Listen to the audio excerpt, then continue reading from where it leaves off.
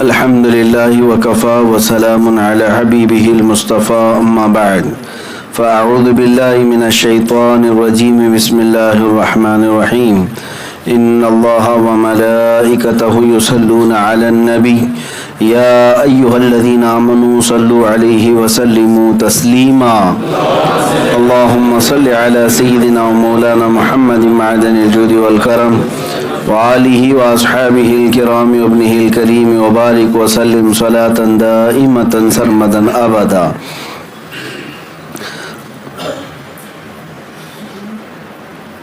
أعوذ بالله من الشيطان الرجيم بسم الله الرحمن الرحيم يا أيها الذين آمنوا بالله ورسوله والكتاب الذي نزل على رسوله والكتاب الذي أنزل من قبل إلى آخر هذه الآية صدق الله مولانا العظيم. یہ وہی آیت ہے جس کو کل بھی میں نے تلاوت کی اور اس کی مکمل تفسیر میں آپ کے سامنے عرض نہیں کر سکا. دو آیتیں بیان ہوئی تھیں. پہلی آیت میں اللہ رب العزت ارشاد فرماتا ہے اے ایمان والو اللہ پر ایمان رکھو. ایمان والوں سے ہی کہا جا رہا ہے اللہ پر ایمان رکھو اور اللہ کے رسول پر اور اس کتاب پر جو اللہ کے رسول پر اتاری گئی اور اس کتاب پر بھی جو ان سے پہلے اتاری گئی. ان کتابوں پر بھی آپ کو ایمان رکھنا ہے. تین چیزوں کا یہاں ذکر آیا. اللہ پر اور اس کے رسول پر اور اس کی کتابوں پر ایمان رکھنا ہے. آگے رب تعالیٰ فرماتا وَمَن يَكْفُرْ بِاللَّهِ وَمَلَائِكَتِهِ وَكُتُبِهِ وَرُسُلِهِ وَالْيَوْمِ الْآخِرِ. پھر یہاں 5 چیزیں ہو گئی کل ملا کر. فرماتا ہے رب تعالیٰ کہ جو انکار کرے اللہ کا اور فرشتوں کا اور اس کی کتابوں کا اس کے رسولوں کا اور قیامت کے دن کا تو پھر اللہ فرماتا ہے وہ بڑی گمراہی میں مبتلا ہے، یعنی راستہ بھٹکا ہوا آدمی ہے. تو ایمان کی بنیادی جو چیزیں ہیں وہ اس سے قبل بھی آپ کو بتائی گئی ہیں. وہ 7 چیزوں پر یقین رکھنے کا نام ایمان ہے. 7 چیزوں پر یقین رکھنے کا نام ایمان ہے. نمبر 1 اللہ پر، دوسرے نمبر پر اس کے فرشتوں پر، تیسرے اس کی کتابوں پر یقین رکھنا، چوتھے اس کے نبیوں اور رسولوں پر یقین رکھنا، پانچویں قیامت کے دن پر یقین رکھنا، چھٹے تقدیر پر یقین رکھنا. تقدیر جو کچھ بھی ہماری زندگی میں اچھا یا برا ہو رہا ہے وہ سب من جانب اللہ ہے. ساتویں اور آخری چیز جو بتائی گئی احادیث کی روشنی میں مرنے کے بعد دوبارہ زندہ ہونے پر یقین رکھنا. کب؟ یہاں دنیا میں نہیں بلکہ قیامت کے دن مرنے کے بعد دوبارہ زندہ ہوگا ہمارا یقین ہے، لیکن یہاں نہیں بلکہ آخرت میں. پھر کہیں کوئی اس میں خلط ملط نہ کر دے کہ پرن جنم کا بھی عقیدہ اس میں ملا دیا گیا ہے کہ مرنے کے بعد پھر دوبارہ ایک دوسری شکل لے کر کسی کا اوتار بن کر کے یہاں پر پھر سے پیدا ہوا. یہ نہیں ہے. مرنے کے بعد دوبارہ زندہ ہوگا انسان، لیکن کب؟ قیامت کے دن. اب یہاں پر 3 چیزوں کا ذکر اس آیت میں ہے. کل بھی میں نے آپ کے سامنے عرض کیا اے ایمان والو اللہ پر ایمان رکھو، اور تفصیل سے آپ کو بتایا گیا کہ اللہ پر ایمان رکھنے کا کیا مطلب ہے. ویسا ایمان رکھو جیسے اللہ کی صفات ہے. ایسا نہیں کہ مانتا تو ہے اللہ کو لیکن اپنے دماغ سے کچھ نہ کچھ شکل بنا لیا، کچھ نہ کچھ اس کی رشتہ داریاں بنا لیا.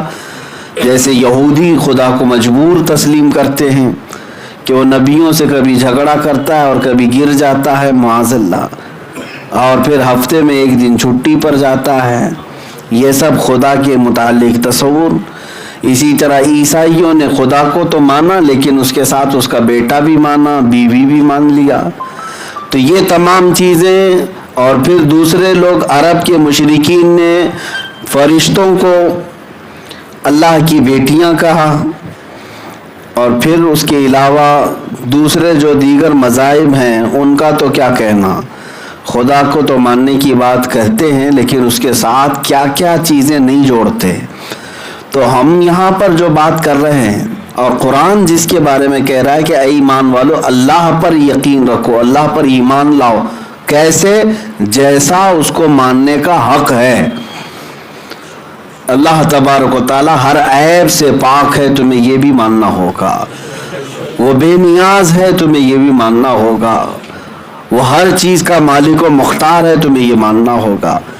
تو صفات جو 99 صفات ہے، آپ ایک بار اس کا مطالعہ کر لیں اور پھر آپ سمجھ جائیں گے کہ میرا رب ایسا ہے۔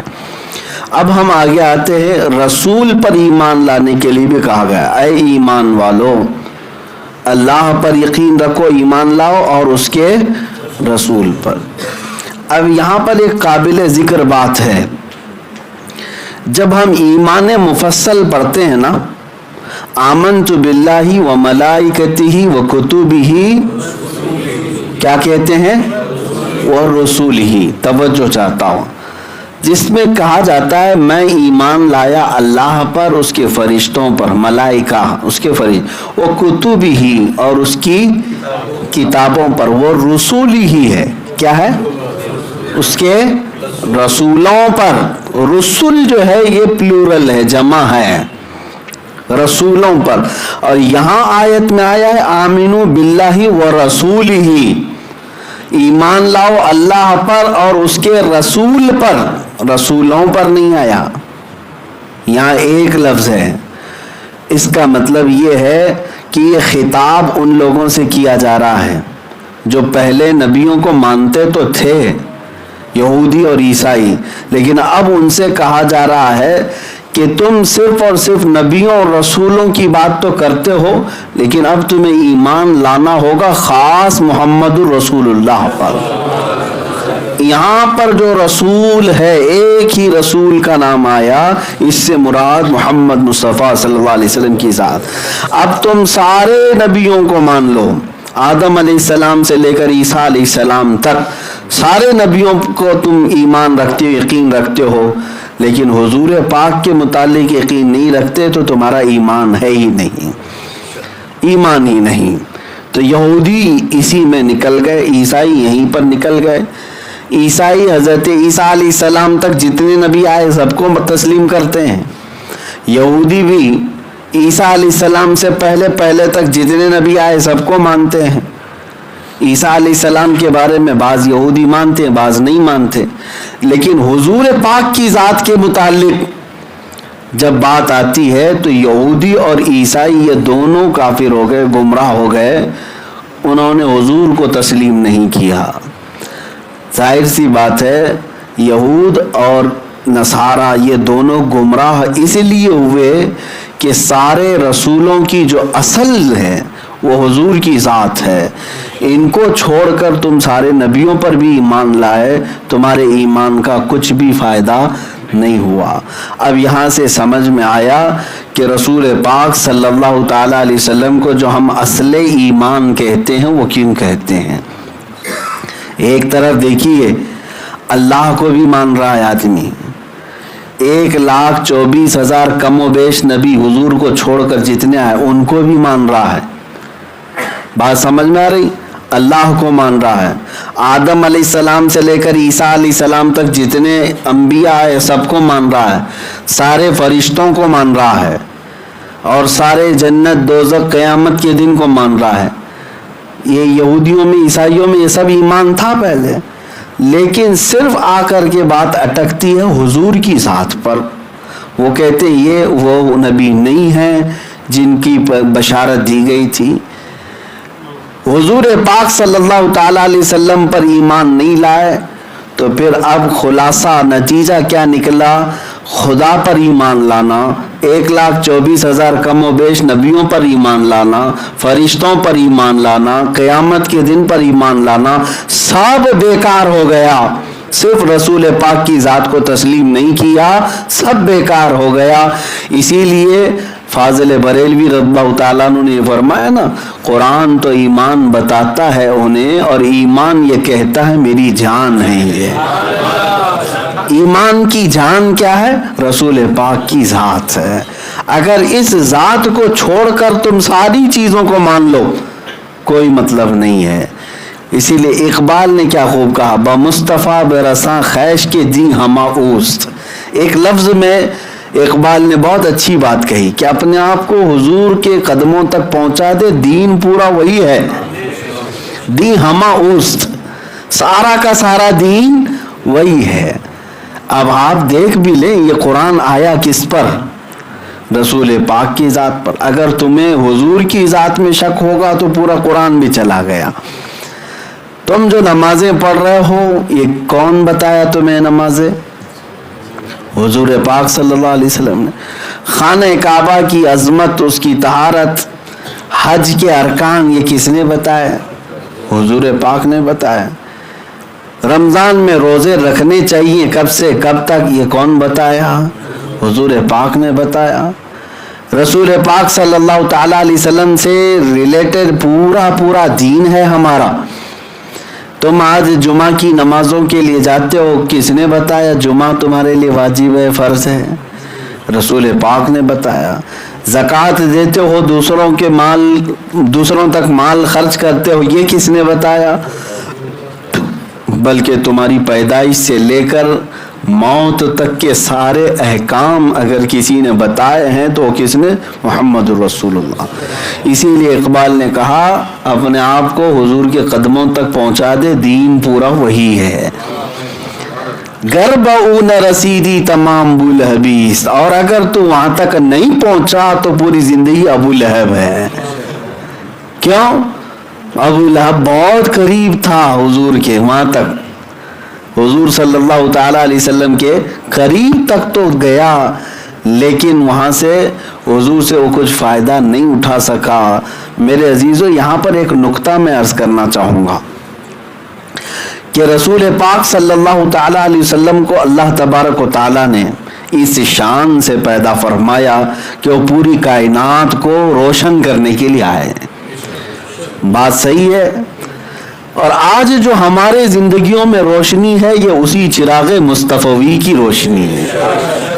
لیکن چند مثالوں کے ذریعے سے آپ کو بتانا ہوگا. بعض لوگ یہ کہتے ہیں کہ اگر اللہ تعالیٰ نے اپنے نور سے حضور کو پیدا کیا ہے تو اللہ کا نور کچھ کم ہوا ہوگا، پھر حضور کو جو اس میں سے حصہ نکال کر کے اللہ نے پیدا کیا، اور پھر حضور کے نور سے بہت ساری چیزیں پیدا کی. کسی نے سوال کیا، ہم نے کہا میاں تم ہر چیز کو اپنے دماغ سے قیاس کرتے ہو. یہ آلو پیاز ٹماٹر کی طرح نہیں ہے نور کہ 1 کلو کم ہو گیا 2 کلو کم ہو گیا. اس کو میں مثال میں یوں بتاتا ہوں، ایک چراغ روشن کرو، چراغ سے دوسرا چراغ روشن کرو، دوسرے سے تیسرا روشن کرو، ہر چراغ کی روشنی اتنی ہے. پہلے والے چراغ کی روشنی میں کوئی کمی نہیں آتی، نور کی بات ہی الگ ہوتی ہے. اب جو بات مجھے عرض کرنی تھی وہ یہ ہے کہ رسول تک پہنچا دو، وہیں سے تمہارا سب کچھ ہونا ہے.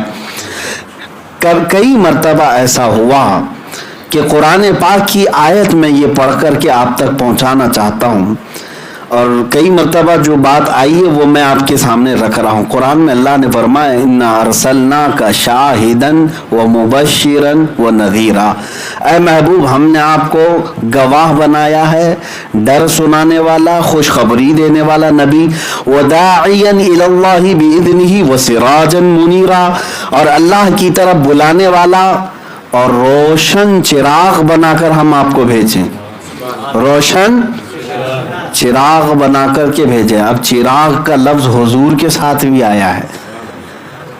اللہ خود فرما رہا ہے اے رسول ہم نے آپ کو روشن چراغ بنا.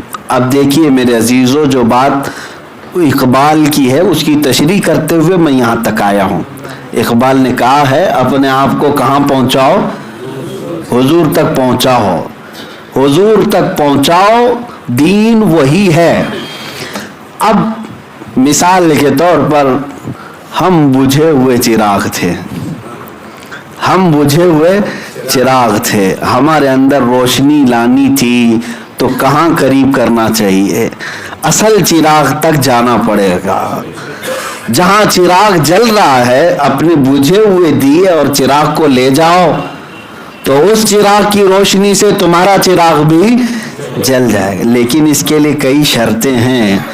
پہلی چیز تو یہ ہے کہ تم بجھا ہوا چراغ قریب کرو، دور سے چراغ نہیں جلے گا، اپنے بجھے ہوئے چراغ کو قریب تو کرو۔ حضور اصل چراغ ہیں، وہ نور کائنات ہیں، ہم بجھا ہوا چراغ قریب کریں تو ہمارے دلوں کا چراغ روشن ہوگا۔ لیکن پہلی شرط قریب کریں۔ قریب کرنا بھی کافی نہیں ہے، قریب کرنا بھی کافی نہیں ہے، کیونکہ بجھا ہوا چراغ ہے اور وہ روشن چراغ ہے۔ قریب ہو جانے سے جل جاتا تو بہت سارے وہاں قریب رہتے ہوئے گستاخوں کو بھی ہم نے دیکھا ہے نا۔ قریب تو ہوئے، ابو جہل بھی قریب رہا، ابو لہب بھی قریب رہا، لیکن چراغ روشن نہیں ہوا۔ شرط یہ ہے کہ بجھے ہوئے چراغ کو اصل روشن چراغ کے پاس جھکانا پڑے گا۔ بات صحیح ہے؟ تم تھوڑا سا جھکاؤ تاکہ اصل چراغ کی روشنی بجھے ہوئے چراغ میں آ جائے۔ قریب ہونا ہی ضروری نہیں بلکہ قریب ہو کر جھکنا بھی ضروری ہے۔ ہاں، بہت سارے قریب تو ہوئے اور اکڑ کر کھڑے رہے، اور جو حضور کی ذات کے سامنے اکڑ کر کھڑا رہا وہ بجھا کے جلا ہی رہ گیا، اس کا چہرہ بھی جلا رہ گیا، پورا دین بھی جلا رہ گیا اور کبھی روشنی آ نہیں سکی۔ ہاں، وہ بندہ جو اپنے تصورات سے اور اپنے قلب سے حضور نور مجسم صلی اللہ علیہ وسلم کے قریب ہوا اور اپنے دل کو وہاں جھکا لیا تو اس چراغ کی لو اس بجھے ہوئے چراغ میں آ گئی، اور پھر اللہ تعالیٰ نے اس چراغ کو بھی روشن کر دیا، اور اس طرح کائنات میں حضور کے اس چراغ سے ہزاروں چراغ جلتے رہے۔ اب یہاں پر ایک بات مجھے یاد آتی ہے، ہمارے ایک بڑے بزرگ ہیں پاکستان کے رہنے والے، میں عمرہ کے سفر میں تھا تو مجھے اس بزرگ نے یہ بتایا کہ وہ بھی امامہ شریف جب باندھتے تھے تو اتنا لمبا ترا ان کا بھی ہوتا تھا، یہ جو شملہ ہے کھڑا اس طرح سے رہتا تھا، اور یہ متوے بڑے جلتے ہیں ہمارے امامہ سے، ان کو بڑی یہ امامہ گرتا ہے ان کو، ہاں لال دوپٹہ نہیں گرتا لیکن امامہ شریف بہت گرتا ہے۔ کئی مرتبہ ہمیں اٹھا کر کے لے جا کر خصوصی جگہ پر بٹھاتے ہیں، بہت سارے معاملات ہوتے ہیں۔ تو جو بزرگ آئے ہوئے تھے وہ زیارت کے لیے روضہ رسول کے پاس سے گزر رہے تھے، ابھی باب السلام میں داخل ہوئے تھے تو دو چار یہی عقل کے اندھے جو ہر کسی کو پکڑ کر کے سوچتے ہیں کہ ہم اپنا سارا بجھا ہوا سب ان کے دل میں بھی ڈال دیں گے، کہنے لگے مولوی صاحب آئے ہو نا، انڈیا پاکستان کے ہی ہوں گے، ارے حضور کے دربار میں آئے ہو، اتنا اونچا یہ تاج لے کر کے آئے ہو، حضور کے دربار میں آئے ہو، اتنا اونچا یہ شملہ، اتنا اونچا تاج لے کر کے جا رہے ہو، یہ تو بادشاہوں کی علامت ہے کہ بڑے بڑے تاج اس طرح سے پہن کے آتے ہیں، حضور کی بارگاہ میں تو خادم کی حیثیت سے آنا چاہیے۔ بات تو بڑی میٹھی لگ رہی تھی اور ہم کو بھی ایسا لگا کہ ہاں انہوں نے بڑے پوائنٹ پر نقطہ پر جو ہے سوال کیا، لیکن اللہ والے اور رسول پاک کے غلاموں کا حال ہی کچھ اور ہے۔ انہوں نے کہا کہ بالکل صحیح کہا آپ نے، تاج ہم پہن کر کے آئے ہیں لیکن ابھی ہم جا رہے ہیں روزے کے پاس، جب سر جھکے گا تو تاج بھی جھک جائے گا، یہ سارا ترا، یہ سارا تاج جھک جائے گا جب روزے کے سامنے ہم جائیں گے۔ سر سوئے روزہ جھکا پھر تجھ کو کیا، اعلیٰ حضرت فاضل بریلوی رضی اللہ تعالیٰ عنہ نے فرمایا۔ بہرحال بات یہاں پر یہ ہے کہ اپنے آپ کو اس رسول تک پہنچا دو، یہی دین ہے، یہی دین ہے، اور اپنے بجھے ہوئے چراغ کو روشن کرنا ہے تو قریب ہونا ہوگا اور اپنے بجھے ہوئے چراغ کو تھوڑا سا جھکانا بھی ہوگا، یوں کہنا ہوگا میں مجرم ہوں آقا مجھے ساتھ لے لو، یہ نہیں کہ تم وہاں جا کر کہو امتی بھی رسول کے برابر ہو جاتا ہے، معاذ اللہ رب العالمین. وہ تو ہمارے بڑے بھائی کی طرح تھے رسول, وہ عام لوگوں کی طرح کھاتے پیتے تھے. جب یہ کہو گے تم اڑے ہوئے ہو, کھڑے ہوئے ہو, اکڑے ہوئے ہو, بارگاہ مصطفیٰ میں آنے والوں کا حال تو یہ تھا, نفس گم کردہ میاں جنید و بایزید اینجا. جنید بغدادی اور بایزید بستامی جب وہاں آتے تھے سانسوں کو روک لیتے تھے, سانسوں کو روک لیتے تھے روزے کے سامنے. کہتے تھے کہ ہماری نکلنے والی سانسوں سے کبھی روزے کی بے ادبی نہ ہو جائے. ہاں, بڑے بڑوں کا حال تو یہ تھا. وہاں پر تاجداروں کو بھی دیکھا. اعلیٰ حضرت فاضل بریلوی نے کیا خوب کہا, میں اس گلی کا گدا ہوں میں جس میں مانگتے تاجدار پھرتے ہیں. اس گلی کا گدا ہوں میں جس میں مانگتے تاجدار پھرتے ہیں. ارے منگتا تو ہے منگتا, کوئی شاہوں میں دکھا دو جس کو میرے سرکار سے ٹکڑا نہ ملا. بڑے بڑے وہاں پر خم نظر آتے ہیں, سر خمیدہ نظر آتے ہیں. عاجزی ضروری ہے. تو یہاں پر آیت کریمہ کے اس لفظ پر میں بات کر رہا تھا, اے ایمان والو ایمان لاؤ اللہ پر اور اس کے رسول پر, اس کے رسول پر. یہاں رسول سے مراد محمد مصطفیٰ صلی اللہ علیہ وسلم کی ذات ہے. اب یہ خطاب سارے یہودیوں, عیسائیوں, سارے لوگوں کے لیے بھی ہے جو پہلے ایمان رکھتے تھے اللہ اور اس کے رسولوں پر. اب ان سے کہا جا رہا ہے تم اس رسول پر ایمان لاؤ تبھی تمہاری فلاح ہے, تبھی تمہاری نجات ہے. ورنہ اگر تم یہ کہو گے کہ ہمارے لیے وہ نبی اور وہ رسول کافی ہیں تو تمہارا ایمان نفع نہیں دے گا. حضور کے آنے کے بعد سب پر حضور پر ایمان لانا ضروری ہو گیا. اے مسلمانوں, اب میں آپ کی طرف آتا ہوں. یہ خطاب تو ان کے لیے بھی تھا, اب آپ کی طرف. آپ رسول پر ایمان لائے, آپ رسول پر ایمان لائے. کل ایک فارمولہ میں نے بتایا, کسی چیز کو ماننے کا مطلب یہ ہے کہ اس چیز کی جتنی خصوصیات ہیں سب کو مانو. بات سمجھ میں آ رہی؟ اگر آپ برف کو مانتے ہیں تو پھر یہ بھی ماننا پڑے گا کہ وہ ٹھنڈا ہوتا ہے. آگ آپ تسلیم کرتے ہیں, ہاں میں نے دیکھا ہے, تو آپ کو یہ بھی ماننا پڑے گا آگ گرم ہوتی ہے. اگر کوئی یہ کہے کہ نہیں آگ ٹھنڈی ہوتی ہے برف گرم ہوتا ہے تو گویا کہ نہ آپ برف کو مانتے نہ آگ کو مانتے. ماننے کا مطلب ہوتا ہے کہ اس کی سارے لوازمات اور خصوصیات کے ساتھ مانا جائے. اذا ثبت الشیء ثبت بلوازمہ, قاعدہ ہے جب کوئی چیز ثابت ہوتی ہے تو اس کے اپنے لوازم کے ساتھ ثابت ہوتی ہے. ورنہ خالی ہاں آپ یہ کہتے ہیں انسان کو میں جانتا ہوں اور میں تسلیم کرتا ہوں کہ ہاں انسان ہوتا ہے لیکن 4 پیر والا ہوتا ہے, تو میاں تم نے تو انسان دیکھا ہی نہیں. انسان دیکھا ہی نہیں, 4 پیر والا کہاں سے دیکھا آپ نے؟ تو انسان کی جو خصوصیات ہے اس کے ساتھ تم مانتے ہو تو ٹھیک ہے, ہم کہیں گے ہاں انسان کو مانتا ہے. اب بات رسول کی ہے, رسول پر اب ایمان لانا ہے تو ویسا رسول مانو جیسا رب تعالیٰ کی مرضی ہے, ایسا نہیں جیسے چلے والوں کی مرضی ہے. رب تعالیٰ کی مرضی ہے.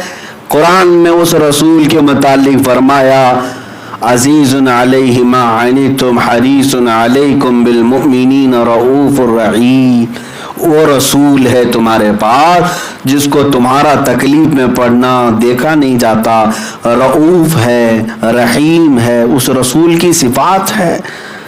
اور اللہ تعالیٰ نے علم کے متعلق اس رسول کے متعلق فرمایا وَعَلَّمَكَ مَا لَمْ تَكُنْ تَعْلَمْ, اے رسول ہم نے آپ کو ساری چیزیں سکھا دی جو کچھ آپ نہیں جانتے تھے. تو رسول کو عالم بھی تسلیم کرنا ہوگا. یہ تمام چیزیں رسول کی جو خواص ہیں وہ ماننا ہوگا آپ کو. ہاں آپ یہ کہتے ہیں ہم رسول پر تو ایمان لائے لیکن ہم رسول کو مجبور سمجھتے ہیں, تو معاذ اللہ آپ نے رسول کو مانا ہی نہیں. اب بعض لوگ کہتے ہیں کہ رسول جو ہے ہم اسے تو مانتے ہیں لیکن غیب کی خبریں دینے والا نہیں ہے, تو پھر وہ رسول ہی نہیں ہے. نبی جو لفظ ہے, نبی کا مطلب ہی ہوتا ہے غیب کی خبر دینے والا, اور اگر وہ غیب کی خبر نہیں دیتا تو پھر نبی کس لیے کہتے ہو؟ ڈکشنری میں اٹھا کر کے دیکھ لو، نبی کا معنی ہی یہی ہے. نبی کا مطلب چھپی ہوئی چیز کو بتانے والا. تو میرے عزیزو، یہ جتنے بھی مسائل آئے، جن لوگوں نے حضور کی ذات پر اعتراضات کی، انکار کیا، گویا کہ انہوں نے رسول کو پورے طور پر تسلیم نہیں کیا. حضور پاک صلی اللہ تعالیٰ علیہ وسلم پر جب ایمان لاؤ تو ان کے پورے کمالات، ان کے جمالات کے ساتھ ایمان لاؤ. ہاں، جیسے صحابہ ایمان لاتے تھے. صحابہ کا عقیدہ تو یہی تھا، وَأَحْسَنُ مِنْكَ لَمْ تَرَ قَطُّ عَيْنِي، آپ سے زیادہ حسین میری آنکھوں نے دیکھا ہی نہیں. حضور پر ایمان لانے والے صحابہ یہی کہتے تھے. بلکہ صحابہ میں حضرت عباس رضی اللہ تعالیٰ عنہ کا ایمان تو یہ ہے کہ جب بارش نہیں ہوتی تو ان کے وسیلے سے دعا کی جاتی تھی. ہاں، حضور پاک صلی اللہ تعالیٰ علیہ وسلم کے چہرے پاک کے وسیلے سے دعا کی جاتی، بارش آ جاتی. اب 1400 سال کے بعد بہت ساری چیزوں کے اختلافات دیکھنے کو آ گئے. رسول پاک صلی اللہ تعالیٰ علیہ وسلم کی ذات کو لے کر بعضوں نے مدد کا انکار کیا، وسیلے کا انکار کیا، بہت سارے لوگوں نے ان کی تعظیم کا بھی انکار کر دیا. تعظیم جو ہے صرف اللہ کی ہو، باقی کسی کی نہ ہو. حضور کی ذات کو انہوں نے ایک قاصد اور ایک پوسٹ مین کی حیثیت دے دی کہ وہ پیغام لانے والے تھے، پیغام لائے اور چلے گئے، بس ان کا کام اتنا ہی تھا. نعوذ باللہ من ذالک، اگر اتنا ہی کام تھا تو جبرائیل بھی یہ کام کر سکتے تھے. جبرائیل فرشتے ہیں، وہ بھی یہ کام کر سکتے ہیں کہ صرف پیغام لوگوں تک پہنچا کر یا کوئی کتاب کہیں اونچے ٹیلے پر رکھ کر کے چلے جاتے. رسول پاک صلی اللہ تعالیٰ علیہ وسلم کی ذات کو اگر اتنے ہلکے میں لیتے ہو تو گویا کہ ایمان تم لائے نہیں. حضور پر جیسا ایمان لانے کا حق ہے ویسا ایمان لائے نہیں. اسی لیے بار بار میں کہتا ہوں کہ حضور پاک کی ذات کو ہلکے میں نہ لو. اے مسلمانوں، اللہ کے نبی صلی اللہ تعالیٰ علیہ وسلم کو ویسے مانو جیسے ان کے صحابہ نے انہیں مانا تھا. صدیق اکبر رضی اللہ تعالیٰ عنہ نے مانا تھا. کیا بات ہے، اگر حضور کی ذات کی کوئی اہمیت نہ ہوتی تو کیا رسول پاک ایسا کہتے؟ جب حضرت عمر آئے اور ان سے پوچھا رسول پاک نے، عمر تم مجھ سے کتنی محبت کرتے ہو؟ تو حضرت عمر نے کیا کہا؟ یا رسول اللہ، اپنے رشتہ دار، اپنے ماں باپ، اپنے مال سب سے زیادہ، لیکن جان سے زیادہ نہیں. تو رسول پاک صلی اللہ علیہ وسلم نے فرمایا، عمر ابھی تمہارا ایمان مکمل نہیں ہوا. اگر حضور کی ذات کی اہمیت نہ ہوتی تو کیا حضور ایسا کہتے؟ ہاں، باقی سب تو تم نے مان لیا ہے سب سے زیادہ. جب حضرت عمر نے کہا یا رسول اللہ، اب گواہی دیتا ہوں کہ اپنی جان سے زیادہ آپ سے محبت کرتا ہوں، میرے مصطفیٰ کریم صلی اللہ علیہ وسلم نے فرمایا اب عمر تمہارا ایمان مکمل ہوا. بمصطفیٰ برساں خیش کے دین ہماؤس، اپنے آپ کو حضور تک پہنچاؤ، یہی دین ہے. ہاں، الا لا ایمان لمن لا محبت لا، اس کا ایمان ہی نہیں جس کے سینے میں ان کی محبت نہیں. جس کے سینے میں ان کی محبت نہیں، ایمان ہی نہیں ہے. ایمان یہیں سے شروع ہے، حضور پاک صلی اللہ علیہ وسلم. اور بہت سارے لوگوں کو ایسا لگتا ہے کہ ہم اشعار کوٹ کرتے ہیں، ارے میاں یہ تو ادھر ادھر کے شاعروں کے اشعار سے اپنی دلیلیں پیش کر رہے ہیں. حقیقت میں اگر میں آپ کو بتاؤں، جو اشعار میں آپ کے سامنے رکھ دیتا ہوں یا اعلیٰ حضرت کے یا اقبال کے، در حقیقت یہ کچھ نہ کچھ کسی نہ کسی حدیث کی ترجمانی ہوا کرتے ہیں. ایسی نہیں ہے.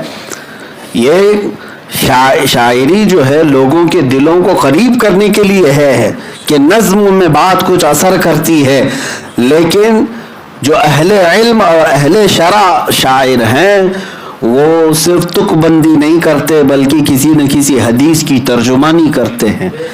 ہاں، اقبال نے کہا محمد کی محبت دین حق کی شرط اول ہے، اسی میں ہو اگر خامی تو سب کچھ نامکمل ہے. یہ حدیث کی ترجمانی ہے. قرآن میں اللہ فرماتا ہے قل ان کنتم تحبون اللہ فاتبعونی یحببکم اللہ. اے رسول آپ فرما دیں اگر تم اللہ سے محبت کرتے ہو، اے لوگو اللہ سے اگر تم محبت کرتے ہو تو میری پیروی کرو، میرے پیچھے چلو، اللہ تم سے خود محبت کرے گا. تو یہاں قرآن میں کیا کہا گیا؟ اے رسول آپ کہہ دیں آپ کے پیچھے چلنے کے لیے، آپ کی بات مانیں تو اللہ ان سے محبت کرے گا. اور اسی کی ترجمانی کرتا ہے اقبال کی محمد سے وفا تو نے، تو ہم تیرے ہیں. یہ جہاں چیز ہے کیا لوح و قلم تیرے. اب اللہ جس سے محبت کرتا ہے پوری خدائی کائنات اس کے لیے ہے. تو عزیزان گرامی یہاں پر بات یہ کرنی ہے، زندگی کا ایک مقصد بھی یہ سمجھ کر کے چلو کہ حضور پاک صلی اللہ تعالیٰ علیہ وسلم پر ایمان لانا یہی ہماری اصل زندگی ہے، یہی ہمارا اصل ایمان ہے. اعلیٰ حضرت نے بھی کیا خوب فرمایا، دو واقعات کو ذکر کر کے اعلیٰ حضرت نے حضور کی ذات کو یوں بتایا. اب توجہ چاہتا ہوں کہ ایک بار حضرت ابوبکر صدیق کو سانپ ڈس رہا تھا غار ثور میں، پتہ ہے نا، پورا واقعہ تفصیل سے نہیں بتا رہا ہوں. غار میں سانپ ڈس رہا تھا تو حضرت ابوبکر اپنا پیر نہیں ہٹا رہے تھے. کیوں؟ اس لیے کہ رسول پاک صلی اللہ علیہ وسلم ان کے زانو پر سر رکھ کر آرام کر رہے تھے. حضور خود بیدار ہوئے اور پھر حضرت ابوبکر سے کہا ہٹاؤ، جب تک تو زہر پورے پیر میں چڑھا ہوا تھا. میاں سانپ کے کاٹنے سے کیا آدمی مر نہیں جاتا؟ زہریلا سانپ، وہ بھی کئی سو سال پرانا سانپ کاٹ رہا تھا حضرت ابوبکر کو. ہاں، اب رسول پاک صلی اللہ علیہ وسلم نے ان کے پیر کو ہٹانے کے بعد سانپ آیا، دیدار کیا اور چلا گیا. وہ تو دیدار کا مشتاق تھا، ہاں وہ اذیت دینے والا نہیں تھا. حضور پاک نے اپنا لعاب پاک لگایا حضرت ابوبکر کے پیر میں جہاں سانپ کاٹا تھا اور اللہ نے انہیں شفا عطا فرمائی، پیر صحیح ہو گیا. ایک واقعہ یہ ہے. دوسرا واقعہ حضرت علی کا، جو مدینے کے قریب مقام صحابہ میں، وہاں بھی حضور ان کے ران پر زانو پر سر رکھ کر آرام کر رہے تھے. عصر کی نماز حضرت علی کی چھوٹ گئی، سورج ڈوب گیا. یہاں پر بھی وہاں جان جا رہی تھی، وہ بھی حضور کی نیند پر ہی ہے. اور یہاں نماز گئی، وہ کس پر؟ حضور کی نیند پر. لیکن حضور یہاں پر بھی بیدار ہوئے ہیں. یہ نہیں کہا قضا کر لینا، آگے دیکھ لینا، بلکہ نہیں، اشارہ کر کے سورج کو واپس بلایا اور عصر کے مقام پر اس کو پہنچایا. حضرت علی سے کہا اپنی نماز پڑھ لو. نماز پڑھ لی اور چلے گئے. پتہ یہ چلا کہ حضور کی نیند کی حفاظت میں بھی اگر کسی نے چھوٹی کوئی چیز قربان کی تو رائگاں نہیں جاتی، اس قربانی پر سورج کو بھی پلٹایا جا سکتا ہے. ارے کائنات کا نظام بدلا جا سکتا ہے. تم کیا سمجھتے ہو ناموس رسالت کی حفاظت ہلکی بات ہے؟ ہاں، کائنات کے رخ کو بھی بدل دیا جائے گا، ہوائیں بدل دی جائے. دو واقعات توجہ چاہتا ہوں. ایک حضرت ابوبکر صدیق نے جان کی بازی لگا دی، سانپ کاٹ رہا ہے، حرکت نہیں کیا. دوسرے حضرت علی نے نماز کی بازی لگا دی، وہ بھی نیند پر. ہمارے اور آپ کی طرح نہیں، حضرت علی کی ایک نماز کا چھوٹنا بہت بڑا معاملہ ہے، بہت بڑا معاملہ ہے ان کے لیے. یہ عام لوگوں کی طرح قیاس نہ کریں. اب اعلیٰ حضرت رضی اللہ تعالیٰ عنہ کے اشعار پڑھیں، سمجھاتے ہیں پورے اس معاملے کو. ہاں، صدیق نے غار میں، صدیق بلکہ غار میں جان ان پہ دے چکے، صدیق بلکہ غار میں جان ان پہ دے چکے. حفظ جان تو جان فروز غرر کی ہے، یعنی جان بچانا بہت بڑا فرض ہے. جان بچانا کیا ہے؟ فرض. ارے میاں، جان بچانے کے لیے شریعت نے یہاں تک کی چھوٹ دی ہے کہ اگر ایسی نوبت آ گئی، ایسی نوبت آ گئی کہ کہیں کچھ نہیں ملتا تو کوئی حرام گوشت کا ٹکڑا ملے اور وہ کھا کر بچا سکتا ہے تو بچا لے. یہاں تک کی چھوٹ شریعت نے دی. یہ حفظ جان کی حفاظت کرنا بہت بڑا فرض ہے، لیکن وہ بھی انہوں نے خیال نہیں کیا. وہ فرض تھا نا، جان بچانا کیا ہے؟ فرض. بہت سارے لوگ یہی کہتے ہیں حضرت آج آپ کہہ رہے ہیں ٹھیک ہے باہر جانا خطرہ ہے، جان کی حفاظت تو فرض ہے نا. घर में बैठना चाहिए, जान की हिफाजत फर्ज है। अब मैं आपको समझाता हूं जान की हिफाजत कैसे फर्ज है। एक जान की हिफाजत फर्ज थी, लेकिन उस फर्ज को छोड़ दिया हज़रत अबू बकर ने। आला हज़रत फरमाते हैं सिद्दीक बल के गार में जान उन पे दे चुके, हिफ्ज़े जान तो जाने फुरूज़ गुरर की है, मौला अली ने वारी तेरी नींद पे नमाज। मौला अली ने वारी तेरी नींद पे नमाज, वो भी नमाज असर जो सबसे आला खतर की है। पांचों नमाजों में सबसे अफजल नमाज नमाज असर है। इसको सलातुल उस्ता कहा गया है। सलातुल उस्ता, हाफिज़ु अला सलाती वस्सलातिल उस्ता, कुरान पाक में आया है। ये बीच वाली नमाज पांचों नमाजों में सबसे अफजल है। और आला हज़रत फरमाते मौला अली ने वारी तेरी नींद पर नमाज, वो भी नमाज असर जो सबसे आला खतर की है। दोनों वाक़यात को ज़हन में रखो। अब फिर कहते हैं आला हज़रत, हाँ तूने उन्हें जान उन्हें फेर दी नमाज। हाँ तूने उन्हें जान उन्हें फेर दी नमाज, उनको उनकी जान वापस कर दिया और इनको उनकी नमाज वापस। किसी का कुछ घटा? उधर जान की बाजी सिद्दीक ने लगाई, लेकिन मेरे आका ने वो भी वापस किया, लुआब लगाया और उनको जान लौटा दी। और इधर नमाज कज़ा हुई थी, सूरज पलटा करके नमाज भी दे दिया। किसी का बाकी नहीं है। ये नामू से रिसालत के लिए जो खड़ा हुआ पूरा प्लस में मिल जाएगा। हाँ तूने उन्हें जान उन्हें फेर दी नमाज, पर वो तो कर चुके जो करनी बशर की है। हाँ ये दोनों सहाबा ने क्या किया, जो बशर को करना चाहिए था वो कर दिया। अब जो ये पूरे दो वाक़यात का खुलासा क्या निकला, एक ने जान बचाना फर्ज था वो फर्ज भी छोड़ दिया, और दूसरे ने नमाज असर ये भी फर्ज थी, फर्ज है कि नहीं, ये भी फर्ज छोड़ दिया। इधर भी फर्ज छूटा है, उधर भी फर्ज छूट रहा है, दोनों फर्ज छूटे।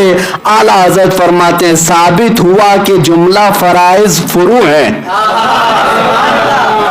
साबित हुआ कि जुमला फराइज, फर्ज की जमा क्या है, फराइज। फुरू का मतलब हुआ ब्रांच, असल एक होता है असल और फिर फरा।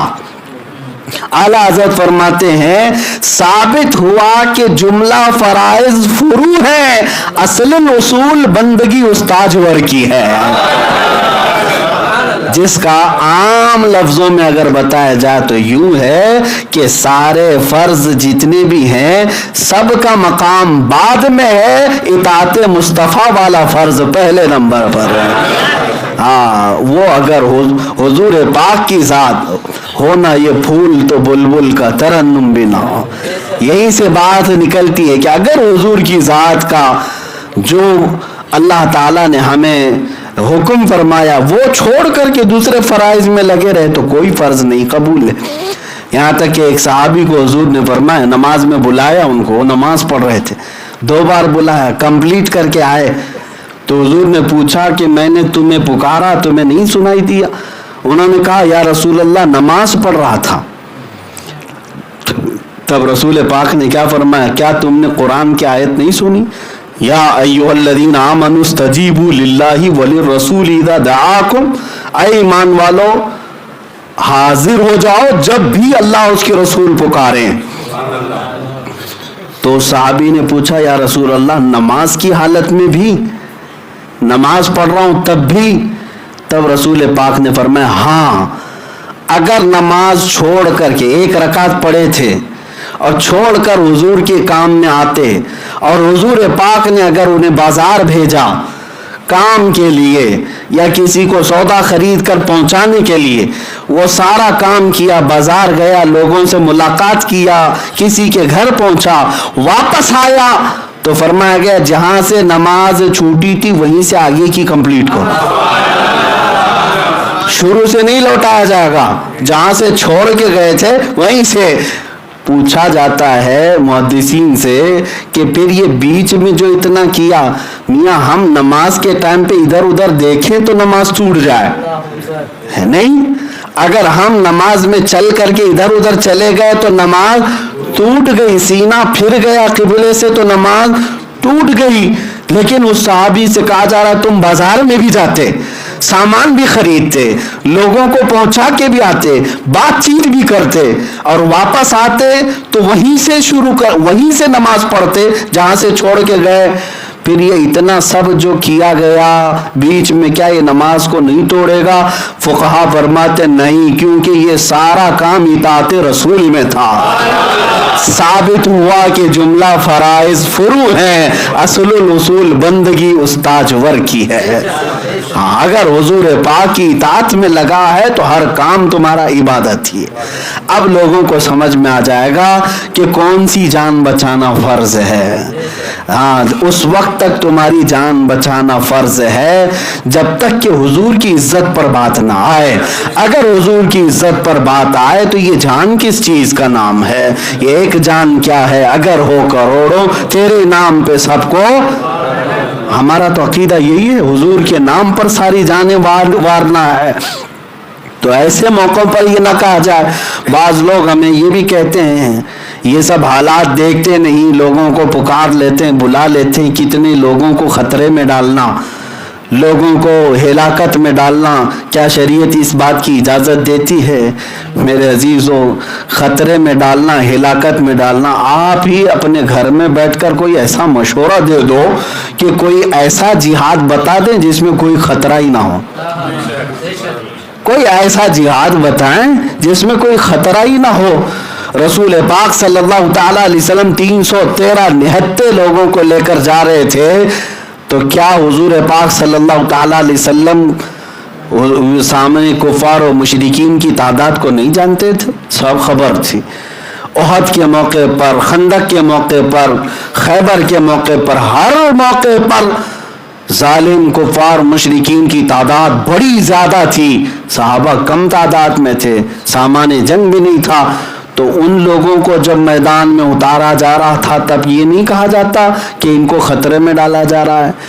میاں، آپ نے ابھی تک گھر میں بیٹھ کر اس کا صحیح مطالعہ ہی نہیں کیا کہ ناموس رسالت کی حفاظت کیا ہوتی ہے۔ یہ شہادت گہ الفت میں ہے قدم رکھنا، یہ شہادت گہ الفت میں ہے قدم رکھنا۔ لوگ آسان سمجھتے ہیں مسلمان ہونا۔ ہاں، تم سمجھتے ہو کہ روٹی پکا کر کھا کر اپنے گھر میں بستر پہ سو جانا اسی کا نام ہے ایمان؟ مسلمان، تمہیں تو خطرات اٹھانے ہوں گے۔ اور میں نے اس سے قبل بھی شاید کہا تھا، اسلام روز اول سے مخالفتوں کا سامنا کر رہا ہے، ستیزہ کار رہا ہے ازل سے تا امروز، چراغ مصطفی سے شرار بولہبی۔ اقبال کہتا ہے پہلے دن سے ہی یہ جھگڑا چل رہا ہے، ابو لہب کی چنگاریاں مصطفیٰ کریم کے چراغ سے بھیڑنے کی کوشش کرتی ہیں، لیکن اللہ کا قانون یہ ہے کہ یہ چراغ ہمیشہ غالب رہا ہے، آج بھی یہی چراغ غالب رہے گا انشاءاللہ العزیز۔ دنیا دیکھے گی کہ میرے مصطفیٰ کریم کا حسن ہی غالب رہے گا، ان کا نام ہی غالب رہے گا۔ مٹ گئے مٹتے ہیں مٹ جائیں گے آدھا تیرے، نہ مٹا ہے نہ مٹے گا کبھی چرچا تیرا۔ جو آج بھونک رہے ہیں کتے اپنے گوفے میں بیٹھ کر یا کوٹھے میں بیٹھ کر، انہیں یہ خبر نہیں کہ ان کے بڑے بڑے دادے پردادے سب آئے اور سب مٹ گئے، ختم ہو گئے، لیکن حضور پاک کی ذات کل بھی چمک رہی تھی، آج بھی چمک رہی ہے۔ تم کیا جانو، جاؤ انگلینڈ اور امریکہ کے وہ گورے لوگ جو دنیا پڑھتے ہیں، سائنس ٹیکنالوجی کو غور سے پڑھتے ہیں، آج سب سے زیادہ اگر کوئی مذہب کوئی دین یورپ اور ویسٹرن میں پھیل رہا ہے تو وہ محمد عربی کا دین ہے، رسول پاک صلی اللہ تعالی علیہ وسلم کا دین سب سے زیادہ یہ ترویج ہو رہی ہے، سب سے زیادہ اشاعت ہو رہی ہے۔ آپ کیا سمجھتے ہیں یہ کتے یوں ہی خارج زدہ ہیں، ان کو کھجلی یوں ہی ہو رہی ہے؟ تکلیف اسی بات کی ہے کہ روز بروز اس قدر اسلام میں کثرت دیکھی جا رہی ہے، حضور کے دیوانوں کی تعداد بڑھتی جا رہی ہے، اور یہ انہونا خوف جو انہیں لگا ہوا ہے، آپ دیکھتے ہوں گے انہونا خوف، انجانا خوف جو ہے، جو ان کی زبانوں سے بھی نکلواتا ہے بار بار بیٹھ کر کے۔ وہ پاکھنڈی کہتا ہے 2029 میں بھارت کا پردھان منتری مسلمان ہو جائے گا، سنے ہوں گے آپ؟ ہاں، یہ باتیں، یہ ڈر ہے، یہ خوف ہے، ڈر ہے اور خوف ہے۔ ہم تو کہتے ہیں کہ کوئی چیز اچھی نہیں کہا، یہ اچھی کہا ہے تو اللہ تعالیٰ اس کو پورا کر دے۔ ہمیں اس بات کا خوف نہیں ہے، ڈر نہیں ہے۔ ہاں، اگر مذہب، ذات اور اس چیز کا کھیل کھیل رہے ہو تو زیادہ دن تک یہ کھیل چلے گا نہیں، زیادہ دیر تک یہ کھیل چلے گا نہیں۔ ان کو یہ پتہ ہے یہ ساری چیزیں حقیقت کیا ہے اور یہ جھوٹ کیا ہے۔ عزیزان گرامی، حضور کی ذات کے متعلق تو اتنا میں کہوں گا، اس سے قبل بھی بہت سارے آئے جنہوں نے حضور کے نام سے لوگوں کو للکارا تھا، لیکن ان کی زندگی بڑی ذلت میں گئی، اور پھر ہم یہ پکار کر کل بھی کہتے تھے، آج بھی کہتے ہیں، رہے گا یوں ہی ان کا۔ ہاں، کل بھی ہم یہی کہتے تھے، آج بھی یہی کہیں گے، انشاءاللہ ہماری نسلیں بھی کہیں گی، رہے گا یوں ہی ان کا، پڑے خاک ہو جائیں جل جانے والے۔ یا رسول اللہ، تو گھٹائے سی کسی کے نہ گھٹا ہے نہ گھٹے گا، جب بڑھائے تجھے اللہ تعالیٰ تے۔ حضور کی ذات کو اللہ نے اتنا بلند کیا، اتنا بلند کیا ہے، جو کتے تھوکتے ہیں وہ اپنے منہ پر تھوکتے ہیں۔ اللہ نے حضور کو کیا کہا؟ روشن چراغ، اور اعلیٰ حضرت نے اس کا ترجمہ کیا؟ سورج بنا کر بھیجا ہے۔ کیا ہے؟ ہاں، وَدَاعِيًا إِلَى اللَّهِ بِإِذْنِهِ وَسِرَاجًا مُنِيرًا، چمکنے والا سورج بنا کر بھیجا ہے۔ حضور پاک صلی اللہ تعالیٰ علیہ وسلم کو سورج بنا کر بھیجا۔ اب اس کی تشریح میں جاؤں گا تو بڑا طویل ہو جائے گا۔ آپ کو پتہ ہے، گیلیکسی کا علم رکھنے والے جانتے ہوں گے، چاند کی روشنی، ستاروں کی روشنی، یہ تاروں کی روشنی، ان کی اپنی اصلی روشنی نہیں ہوتی ہے، سب سورج کی روشنی ہوتی ہے، اور یہ دن میں سورج کی روشنی لیتے ہیں اور رات کو چمکتے رہتے ہیں۔ اور اعلیٰ حضرت نے اس آیت میں ترجمے میں کہا کہ اللہ نے اپنے نبی کو سورج بنا کر بھیجا۔ اگر اس لفظ پر آ جائے تو کئی لوگوں کی گتھیاں سلجھ جائیں گی۔ حضور کو جو سورج سمجھ لے، کئی لوگوں کے ٹینشن ختم ہو جائیں گے، جن کو یہ جھگڑا ہے کہ حضور ایک ہی جگہ ایک ہی ٹائم پہ کئی جگہ کیسے جا سکتے ہیں، ہماری بھی قبر میں، ان کی بھی قبر میں، ان کی مدد کے لیے، ان کی مدد کے لیے، پھر مدینے میں لوگوں کے سلام پہ وہاں آ رہے ہیں، ان کو سلام کا جواب ایک ہی وقت میں حضور ساری کائنات کے اپنے ماننے والوں کیا کیسے جا سکتے ہیں؟ تم نے اپنے عقل کے گھوڑے دوڑائے اور انسانوں پر انہیں قیاس کیا۔ جب تم آیت کے ترجمے میں انہیں سورج کہو گے تب پتہ چل جائے گا کہ سورج یہاں نکلتا ہے، روشنی پاکستان میں بھی ہو رہی ہے، افریقہ میں بھی ہو رہی ہے، عرب میں بھی ہو رہی ہے، امریکہ میں بھی ہو رہی ہے۔ سورج ایک ہی ہے لیکن روشنی ہر جگہ ہے۔ کوئی یہ نہیں کہتا کہ سورج ہمارے ہاں آیا تھا تمہارے ہاں نہیں آیا، بلکہ انڈیا والا کہے گا ہاں میرے ہاں آیا تھا تو ہو سکتا ہے عرب میں بھی آیا ہی ہوگا، کیونکہ ایک ہی سورج ہے جو چمکتا ہے، پوری کائنات کو روشن کرتا ہے۔ اگر اس آیت کے ترجمے میں یہ سورج کا معنی مراد لے لو گے، کئی گتھیاں سلجھ جائیں گی۔ حاضر و ناظر کا مسئلہ، قبروں میں آنے کا مسئلہ، ان کے مدد کرنے کا مسئلہ، لوگوں کے دلوں کو روشن کرنے کا مسئلہ، اور غیب جاننے کا مسئلہ، ساری چیزیں سلجھ جائیں گی۔ اعلیٰ حضرت کا ترجمہ اسی لیے کہتے ہیں کنز الایمان ہے، ایمان کا خزانہ ہے۔ ہاں، اگر کوئی محبت سے پڑھے تو سمجھ میں آ جائے گا کہ کہاں کہاں ایمان کی حفاظت ہوئی ہے۔ بات میں یہاں پر اصل میں آج تفسیر کی وجہ تقریر ہو گئی ہے، معذرت چاہتا ہوں، کیونکہ جب حضور کی عزت کی بات آتی ہے تو واقعی دل بھی مچل جاتے ہیں، اور ہم غلاموں کا حال بھی یہی ہے کہ ہم ہر محفل میں اپنے حضور کو ہی سننا چاہتے ہیں، کیونکہ وہ ہماری محفلوں کی جان ہیں، ہماری محفلوں کی رونق ہیں۔ ہم برسوں سے حضور کو سنا رہے ہیں اور سن رہے ہیں، لیکن آج بھی کبھی مذاق کم نہیں ہوا۔ کبھی کم نہیں ہوا، اور کثرت سے ہم روزانہ حضور پر درود پڑھتے ہیں، ایسا نہیں لگتا کہ بار بار ایک ہی چیز کیوں پڑھ رہے ہیں، بلکہ ہر درود میں لذت الگ آتی ہے۔ رسول پاک کی ذات سے جو اٹیچمنٹ ہے، یہی تو چیز ہے کہ ہم بار بار اس کا تذکرہ کرتے ہیں، اور اللہ تعالی ہماری زندگی کو ایسی ہی بنائے جیسے اعلیٰ حضرت نے بھی یہی دعا کیا تھا، صبا وہ چلے کہ باغ پھلے، وہ پھول کھلے کہ دن ہوں بھلے، لوا کے تلے، قیامت کے دن لواء الحمد حضور کے ہاتھ میں ہوگا، ایک جھنڈا ہوگا جس کے نیچے حضور کے عاشق جمع ہوں گے۔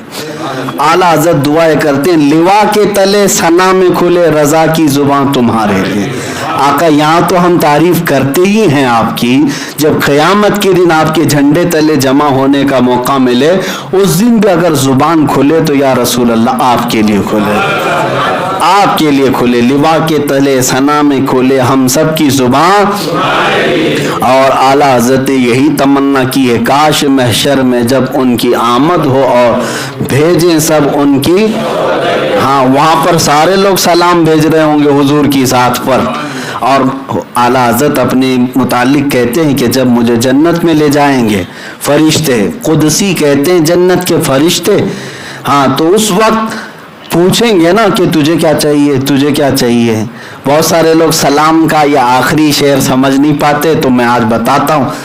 جنت میں جانے کے بعد تمہاری تمنائیں پوچھی جاتی ہیں، دوپہر میں کیا کھانا ہے، ابھی کیا لوگے آپ، ہاں آپ کی خواہش کے مطابق کھانا ملے گا، ہر چیز جو تمنا کرے گا وہ سب ملے گا۔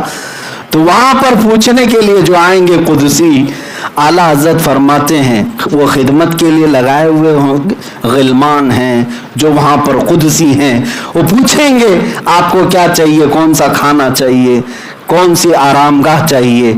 لیکن فاضل بریلوی ایک عاشق کا حال یہ، مجھ سے خدمت کے قدسی کہیں ہاں رضا، ہاں رضا کا مطلب کیا چاہیے رضا، اس وقت بھی میں کہوں گا مصطفیٰ جان رحمت پھیلا۔ جب وہ مجھ سے کہیں گے کیا چاہیے رضا، تو میں کیا کہوں گا، مصطفیٰ جان رحمت پہ لاکھوں، ہاں ایک ہی چیز چاہیے، دنیا میں بھی وہی چاہیے تھا، آخرت میں بھی اور جنت میں بھی وہی چاہیے۔ اللہ تعالیٰ حضور کے صدقے، ان کے غلاموں کے صدقے ہمیں حضور کی شفاعت کبریٰ عطا فرمائے اور حضور کا پڑوس بننا ہمارے نصیب میں عطا فرمائے۔ مولا کریم ایمان پر زندہ رکھے، ایمان پر خاتمہ عطا فرمائے۔